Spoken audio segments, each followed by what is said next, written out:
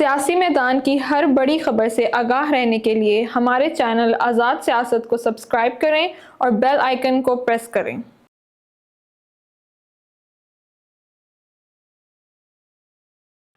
बिस्मिल्लाहिर्रहमानिर्रहीम। नाज़रीन अस्सलाम वालेकुम, मैं हूं इमरान वसीम। आज़ाद डिजिटल मीडिया की नई सीरीज़ आज़ाद सोच में आप तमाम देखने वालों को वेलकम करेंगे। आज के पॉडकास्ट में हमारे साथ मौजूद हैं सीनियर सहाफ़ी तैयब बलोच, जो कि एक बड़ी खबर लेके प्रोग्राम में आज धमाका करने जा रहे हैं। तैयब बलोच साहब के पास क्या खबर है, एक तो वो खबर आपके साथ हम शेयर करेंगे। दूसरी खबर नाज़रीन, बानी तहरीक इंसाफ इमरान खान को आखिरी मौका दे दिया गया है, और जहां से इमरान खान को यह आखिरी मौका दिया गया है, आखिरी चांस दिया गया है, उस फोरम पे इमरान खान की शिकायत भी लगाई गई है। ये कंप्लेंट क्या हुई है इमरान खान के खिलाफ, इस पर भी हम बात करेंगे।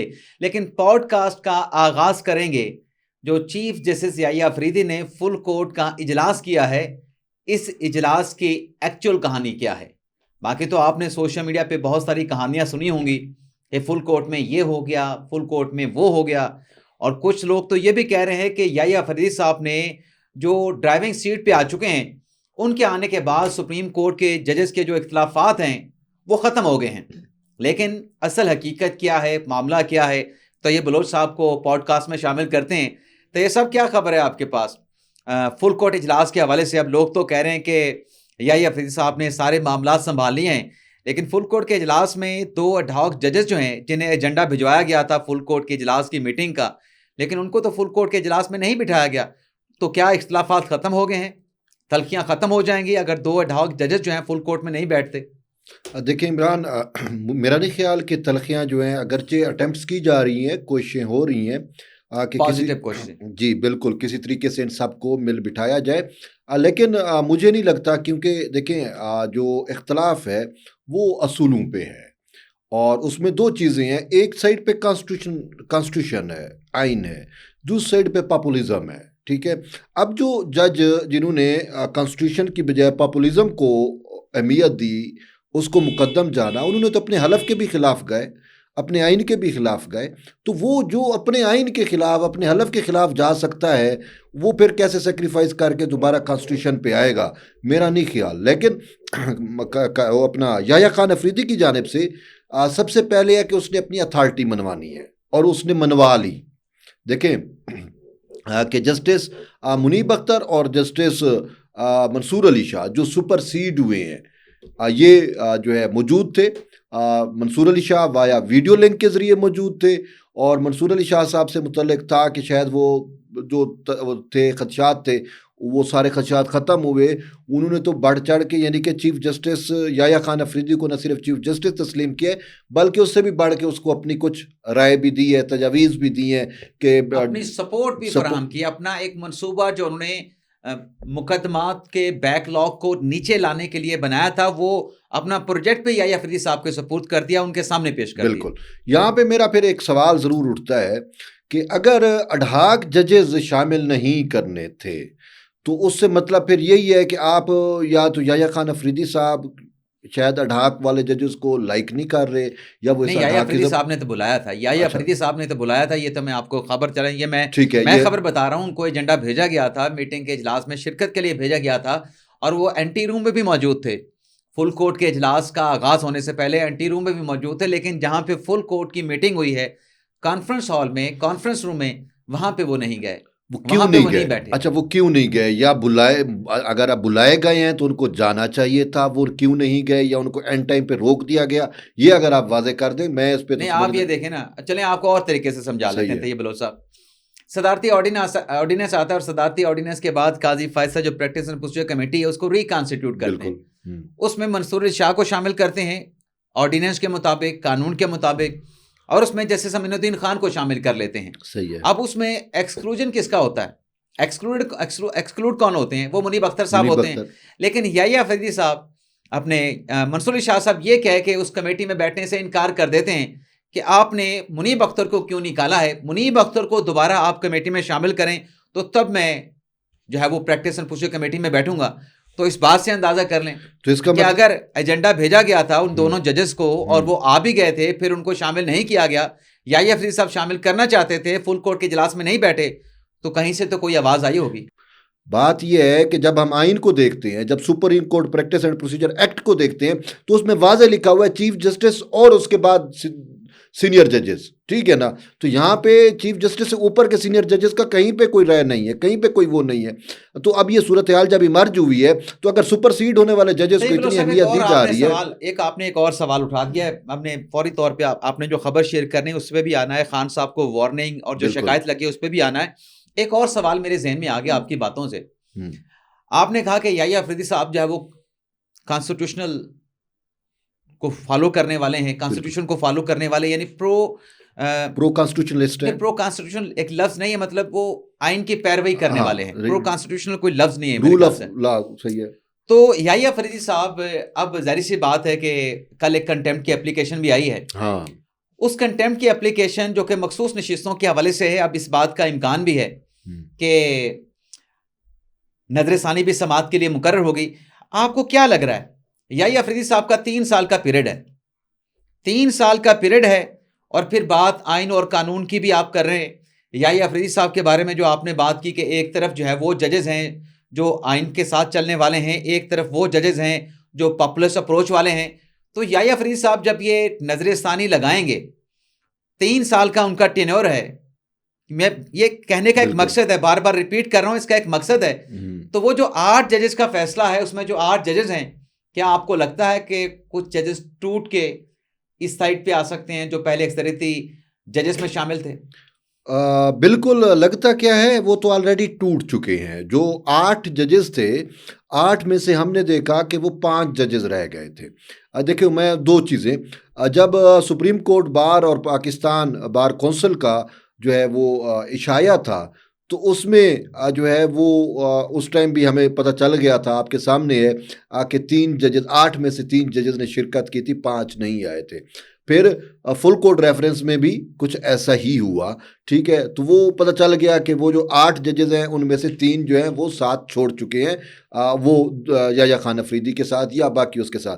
फिर खैर वो हुआ फुल कोर्ट, क्या नाम है अपना, चीफ जस्टिस की हलफ बर्दारी हुई। और हलफ बर्दारी में भी मैं आपको बताऊं कि हलफ बर्दारी से एक रोज़ कबल, एक रात को, यानी कि चीफ जस्टिस याह्या खान अफरीदी ने एक इशाया दिया अपने करीबी दोस्तों को, सुप्रीम कोर्ट के दोस्त नहीं थे, जो उनके क्लास फेलोज थे, जो उनके दोस्त थे, जो उनके जो है बचपन के सारा सुप्रीम कोर्ट से बाहर के जो उनके दोस्त, बाहर के जो दोस्त थे, ठीक है। उसमें से सिर्फ सुप्रीम कोर्ट के एक जज ने शिरकत की, ठीक है, वो है जस्टिस अतर मिनल्लाह। अब उसमें 2 चीज़ें जो मैं अंडरस्टैंड कर रहा हूँ, एक ये कि हो सकता है उनके वो कॉमन दोस्त हों तो उन्होंने बुला लिया, ठीक है। दूसरा ये कि हो सकता है कि उन्होंने कहा हो कि ये जो 2.5 ईंट की अलग मस्जिद कुछ जजेस ने बना रखी है, तो काइंडली आप जो है ना वो अपना रोल प्ले करें और उनको हलफ बर्दारी तकरीब में लेके आए। हो सकता है हलफ बर्दारी से एक रात पहले, क्योंकि फिर हमने हलफ बर्दारी में देखा कि वो सारे के सारे जजेस मौजूद थे। तो ये एक चीज़ है। दूसरी ये है कि 8 जजेस के फैसले पे आ जाते हैं, तो 8 जजेस का जो फैसला है उसमें से ऑलरेडी जैसे 3 को हम देख रहे हैं कि वो अपना रास्ता जुदा कर गए हैं, और ये उसको थोड़ा सा और रिफाइन कर दें। हाँ। अब याह्या अफरीदी साहब के आने के बाद आपको क्या लगता है, पॉपुलर अप्रोच चलेगी या फिर टेक्स्ट बुक चलेगी, कॉन्स्टिट्यूशन चलेगा और कानून चलेगा? देखें, याह्या खान अफरीदी को जो से हम जानते हैं, मैंने उसके बहुत से दफ़े फैसलों को खंगालने की कोशिश की, कहीं पे कोई मुझे ऐसा फैसला नज़र आ जाए जो उन्होंने कहीं ना कहीं कंप्रोमाइज़ किया हो आइन के साथ। मुझे कहीं एक भी उनका फैसला नज़र नहीं आया, चाहे वो पेशावर हाई कोर्ट में थे, चाहे यहाँ पे थे। तो इसका मतलब है वो सख्ती से कारबंद हैं आइन पे, और वो जज जो कॉन्स्टिट्यूशन की बजाय पॉपुलिज्म पे जाएंगे, पॉपुलिस्ट अप्रोच पे जाएंगे, उनकी याह्या खान अफरीदी की जानिब से हर मुमकिन हौसला शिकनी होगी। तो इसी वजह से 8 जजेस का जो फैसला है वो कॉन्स्टिट्यूशन पे नहीं है, वो पॉपुलिस्ट अप्रोच पे दिया गया है। वैसे भी अब उसमें 26वीं आईनी तरमीम के बाद अब पॉपुलिस्ट अप्रोच वाला जो रास्ता है वो बंद कर दिया गया है, और अब जो प्रैक्टिस एंड प्रोसीजर कमेटी है वो टैक्स के केसेस को लगा सकती है, वो प्रॉपर्टी के केसेस को लगा सकती है, वो और जो क्रिमिनल केसेस हैं उनको फिक्स कर सकती है। लेकिन अब तो कॉन्स्टिट्यूशनल बेंचेस बनने हैं, और कॉन्स्टिट्यूशनल बेंचेस बनाने के लिए स्पीकर साहब ने तो इकदाम शुरू कर दिया है। तमाम जो मुतलका सियासी पार्लिमानी जमातें हैं उनसे नाम मांग लिए गए हैं। लेकिन आज इमरान खान साहब की शिकायत लगाई गई है।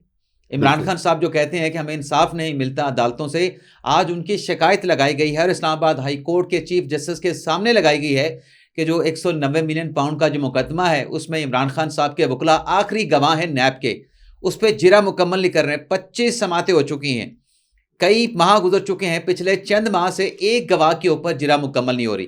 तो इस पे जज साहब ने कहा कि जिरा मुकम्मल करवाएं, इस जिरा के प्रोसेस को मुकम्मल कराएं।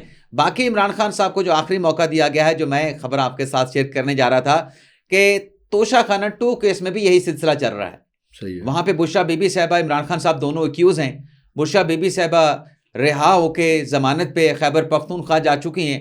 खैबर पख्तूनख्वा के वज़ीर आला हाउस को अपनी पनाहगाह उन्होंने बना लिया है, सही है। लेकिन आज वो अदालत नहीं पहुंची। आज 29 अक्टूबर को उन पे फर्द जुर्म लगना थी, ना सिर्फ उन पे लगना थी बल्कि इमरान खान साहब पे भी लगना थी, लेकिन बुशरा बीबी साहबा की इल्तवा की दरख्वास्त आ गई, हाजिर से इस्तिस्ना की दरख्वास्त आ गई। अब ये जमात जिसका नाम है तहरीक इंसाफ, अब वो उस इंसाफ के प्रोसेस के साथ कैसे एक्सप्लॉइट करें वो आपके सामने है। प्रोसिक्यूटर की जानिब से मुखालफत की गई कि ये जमानत का मतलब ये तो नहीं कि आप केस को अवॉइड करना शुरू कर दें, और जज साहब ने भी कहा कि हम 31 अक्टूबर की तारीख मुकर्रर कर रहे हैं, और इमरान खान साहब को मौका दे दिया कि क्योंकि इमरान खान साहब भी शिकायत कर रहे थे सही है कि मेरी वकला के साथ मुशावरत का मुझे वक्त नहीं दिया गया। अब तैयब बलोच साहब जरा गौर करें, खान साहब कहते हैं कि वकला के साथ मुशावरत के लिए वक्त नहीं दिया गया। उसमें किन वकीलों के साथ मुशावरत करनी है? अली जफर के साथ करनी है, बैरिस्टर गौहर के साथ करनी है, सलमान सफदर के साथ करनी है, सलमान कमराजा के साथ करनी है। अभी चंद रोज पहले खान साहब की इन वकला के साथ मुलाकात हुई है, बिल्कुल। और खान साहब कहते हैं कि मुझे मुशावरत नहीं करने दी जाती। तो जज साहब ने उनको आखिरी मौका दिया है कि 31 अक्टूबर तक जो है वो आप अपनी मुशावरत मुकम्मल कर रहे हैं, और 31 अक्टूबर को अब इन पे दोबारा जो है फर्द जुर्म की जो कार्रवाई है इमरान खान और बुशरा बीबी साहबा पे, सही है। उसको मुकम्मल किया जाएगा। अब आप खबर पे आए, तैयब बलोच साहब आपके पास खबर क्या है? फुल कोर्ट के इजलास के हवाले से है, 27वीं आईनी तरमीम के हवाले से है, इमरान खान साहब के लिए कोई कंसेशन है, कोई डील है, कोई ढील है, सख्ती है, क्या खबर लेके आप बैठे? देखें, खबरें तो बहुत ज़्यादा हैं। सबसे पहली बात है कि 8 जजेस का जो फैसला है वो मुझे रिवर्स होता हुआ दिखाई दे रहा है। एक बात, मखसूस नशिस्तों वाला, मखसूस नशिस्तों का जो 8 जजेस का अक्सरियती फैसला है वो रिवर्स होता हुआ दिखाई दे रहा है। कैसे? अच्छा, उसमें 2 चीज़ें हैं। अब या तो ये फैसला जो है वो कॉन्स्टिट्यूशनल बेंच में जा सकता है, पॉसिबिलिटी यही है क्योंकि उसमें क्वेश्चन ऑफ लॉज सारे हैं ही कानून, ठीक है।